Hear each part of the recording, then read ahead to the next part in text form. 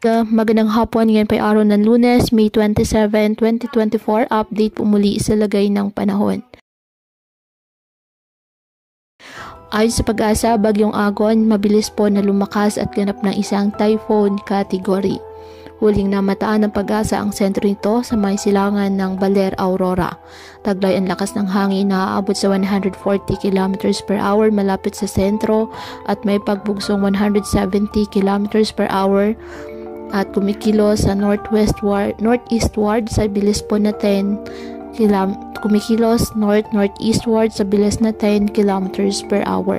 Sa ngayon, nakataas pa rin ang tropical cyclone wind signal number 2 sa the southeastern portion of Isabela and Polillo Islands. Signal number 1 dyan naman po sa the northeastern and southern portion of Isabela, the eastern portion of Quirino, the eastern portion of Nueva Vizcaya, the rest of Aurora, eastern portion of Nueva Ecija, the eastern portion of Bulacan, Rizal, the northeastern portion of Laguna, the northern and central portion of Quezon, and the western portion of Camarines Norte, including Calaguas Islands.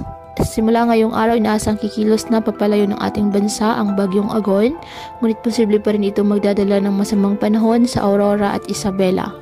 Sa paglaplis nito doon, papunta sa Hilagang Silangan, posible pa rin ang mga pag-ulan sa Metro Manila at karatig lugar, dulot ng trough o extension ng bagyo.